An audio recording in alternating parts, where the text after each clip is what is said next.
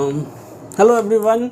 Today we are going to discuss about the simple cases of constrained motions, and the discussion is continue through the illustrations, through the problems. So we are having a problem here, and the problem statement, as you can see, is that the figure shows a rod of length L. ये जो figure है इसमें आप देख रहे हैं कि एक L लेंथ का रॉड जो है वो resting on the wall and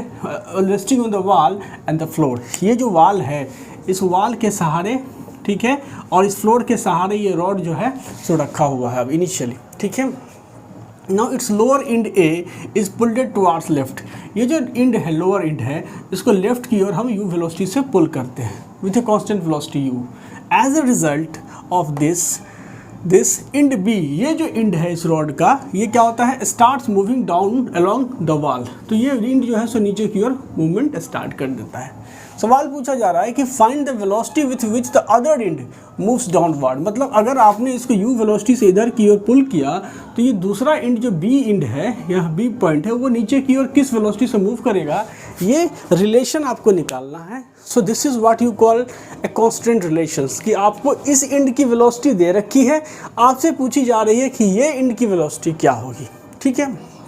तो ऐसे सवालों में सबसे पहले आप इस चीज़ को समझ जाएं कि यहाँ एक और कंडीशन दे रखा है कि when the rod makes an angle theta with the horizontal. मतलब किस इंस्टेंट पे आपको इस इंड की वेलोसिटी पूछी जा रही है, जब इस पॉइंट, मतलब ये जो एंगल है रॉड का हॉरिजॉन्टल के साथ, ये थीटा एंगल बना रहा है, तब आपसे पूछा जा रहा है कि दूसरा इंड जो बी है, इस बी इंड की वेलोसिटी क्या होगी. तो सबसे पहले आप एक चीज़ को समझ जाएं कि आपको वेलोसिटी पूछी जा रही है, मतलब somewhere you have to determine the relationship between the displacement of the end A and the end B. ठीक है, क्या पता करना होगा कि रिलेशन निकालना होगा. क्या निकालना होगा? Relation between displacement of end A and B. ठीक है, तो जिस पर्टिकुलर इंस्टेंट पे आपसे पूछा जा रहा है वेलोसिटी निकालने के लिए, मैं उसी पर्टिकुलर इंस्टेंट को कंसीडर कर रहा हूँ. उस समय जब थीटा एंगल बन रहा था, मैंने ये एज्यूम किया कि वॉल का जो ये कॉर्नर है, इस कॉर्नर से इस इंड का डिस्टेंस है x. ठीक है, आई एज्यूम्ड इट. और ये जो बी इंड का जो डिस्टेंस है इस कॉर्नर के रिस्पेक्ट में, ये है y. ठीक है, ये हो गया डिस्टेंस. तो अगर आपसे पूछा जाए कि इस इंड की वेलोसिटी क्या होगी, तो आप देखिए टाइम के रिस्पेक्ट में ये डिस्टेंस x क्या होगा, बढ़ेगा. जब ये इंड इधर की ओर मूव करेगी तो with respect to time x क्या होगा, इंक्रीजिंग. इसलिए वेलोसिटी जो होगा, मतलब va, ठीक है, velocity of end a, velocity of end a of the rod क्या हो जाएगा, तो dx बाई dt, जो ऑलरेडी आपको मेंशन्ड है कि u वेलोसिटी से आप इसको इधर की ओर पुल कर रहे हैं. ठीक है, अब देखिए टाइम के रिस्पेक्ट में ये डिस्टेंस क्या होगा, डिक्रीज होगा. जैसे ही आपका ये इंड जब नीचे की ओर स्लाइड करेगा तो ये डिस्टेंस y डिक्रीज होगा. तो जो वेलोसिटी होगा b इंड का, vb, ये क्या होगा, velocity of end b of the rod क्या होगा, तो चूंकि ये डिक्रीज होगा इसलिए ये हो जाएगा minus of dy by dt. मतलब ये जो आ गया आपका, ये vb हो गया. तो ये चूंकि ये डिक्रीज कर रहा था टाइम के रिस्पेक्ट में, ये लेंथ जो है y वो डिक्रीज करेगा, इसीलिए velocity minus dy by dt है. तो निगेटिव साइन ये शो कर रहा है कि ये जो डिस्प्लेसमेंट होगा, मतलब ये जो y होगा वो क्या होगा, टाइम के रिस्पेक्ट में डिक्रीज करेगा. तो ये समझ में आ गई आपको.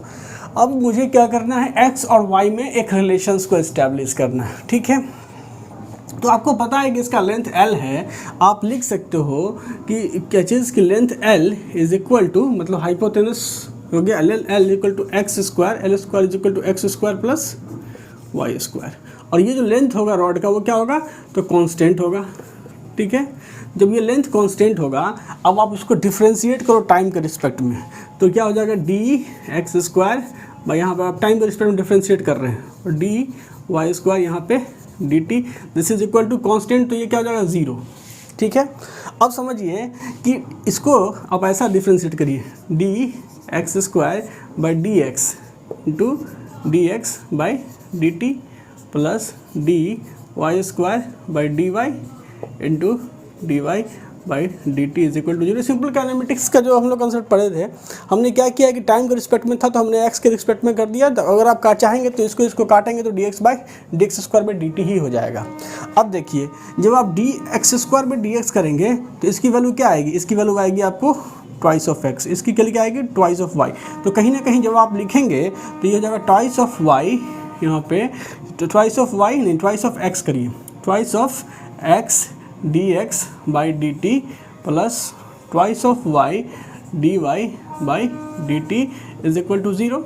ठीक है, तो अब आप लिख सकते हो डी एक्स यहाँ से x d x by d t is equal to minus of y d y by d T.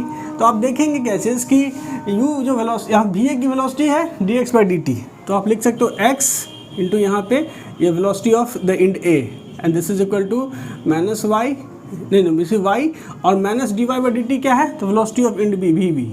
ठीक है, तो अब आप लिख सकते हो कि v A by v B is equal to y by x, और अगर वाई बाई एक्स करते हो तो ये क्या हो जाता है टेन थीटा। ठीक है, तो अब जो चूँकि आपको वी ए की वैल्यू दे रखा है यू, तो यहाँ से आपको वी बी पूछ रहा है, तो v B is equal to क्या चीज़ v B is equal to क्या चीज़ तो वी ए मतलब v A by tan theta, v a की वैल्यू यू और यहाँ पे कॉट थीटा।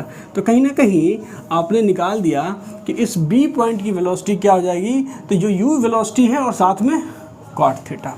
ठीक है, तो ये तो बड़ा सिंपल सा था। आपने जो है सो मतलब डिस्प्लेसमेंट का रिलेशंस डेवलप किया और नेचुरली आपको दिख रहा है डिस्प्लेसमेंट का रिलेशन जो है x square plus y square. आपने टाइम का डिस्प्लेसमेंट डिफरेंशिएट किया तो वेलोसिटी का रिलेशन आ गया, और वेलोसिटी का रिलेशन आ गया तो आपको चूँकि एक एंड का वेलोसिटी दिया हुआ है तो आपने दूसरे एंड की वेलोसिटी निकाल ली। इसको सॉल्व करने का एक और तरीका हमारे पास काफ़ी खूबसूरत सा तरीका है ये, जो है इसको भी हम लोग देखेंगे।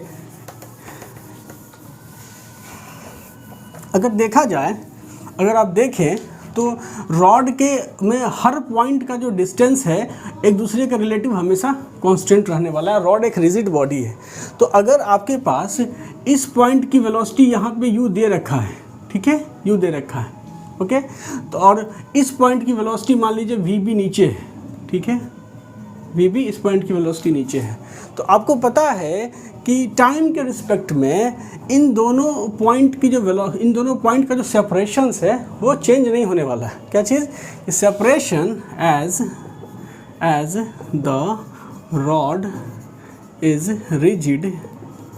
rigid and so the separation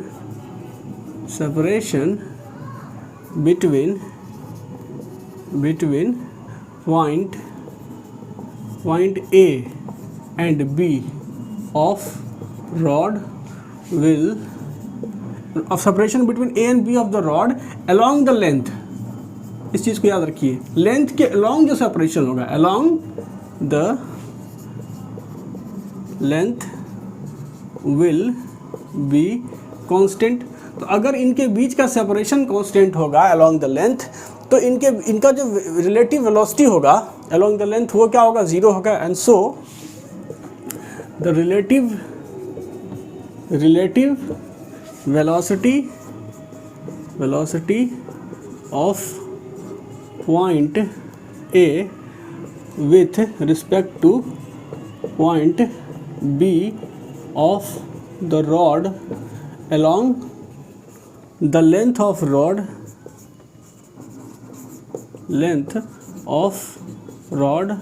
will be क्या होगा, ज़ीरो। रिलेटिव वेलोसिटी ज़ीरो होगा, मतलब कि component of the velocity of the point A along the length of the rod is equal to component of the velocity at the point B along the length of the rod। मतलब क्या चीज़, तो component of velocity at point A of the rod along the length of rod is equal to component of velocity of point B, ठीक है इस point का along the length of along the length of rod, ठीक है। तो अब देखिए इसकी वेलोसिटी क्या है, u है, तो लेंथ, इसका लेंथ क्या होगा ये, तो u यहाँ जो ये एंगल है, ये अगर ये एंगल थीटा है तो ये एंगल भी थीटा होगा, तो ये हो गया u cos थीटा, ठीक है, u cos थीटा। और यहाँ अगर ये वेलोसिटी आपने माना vb, तो लेंथ के अलॉन्ग जो कंपोनेंट होगा वो क्या होगा, ये देखिए ये थीटा है तो ये 90 माइनस थीटा होगा, ओके। तो यहाँ हो जाएगा vb साइन थीटा। तो आप लिख सकते हो क्या चीज़ कि vb यहाँ से v पॉइंट हो गया, सो vb और sine theta is equal to यहाँ पे इस ये u हो गया u cos थीटा, और इसीलिए आप निकाल सकते हो vb is equal to u tan theta. तो ये आपका डेवलप हो गया। तो ये आप पे डिपेंड करता है कि आप कौन सा रिलेशंस, कौन सा प्रोसीजर इम्प्लीमेंट करना चाहते हैं इसको कैलकुलेट करने में। मेरा ऑब्जेक्टिव था कि आपको एक कॉन्स्टेंट मोशंस यहाँ पे मैं शो करूँ। आपने देखा कि कैसे ये rod is constant to move horizontally, मतलब अलॉन्ग द हॉरिजेंटल, और साथ में वो वर्टिकली उसका दूसरा एंड मूव करने के लिए कॉन्स्टेंट था। और उस केस में एक एंड के वेलोसिटी दे रखी थी और दूसरे एंड के वेलोसिटी आपको निकालने के लिए कही जा रही थी।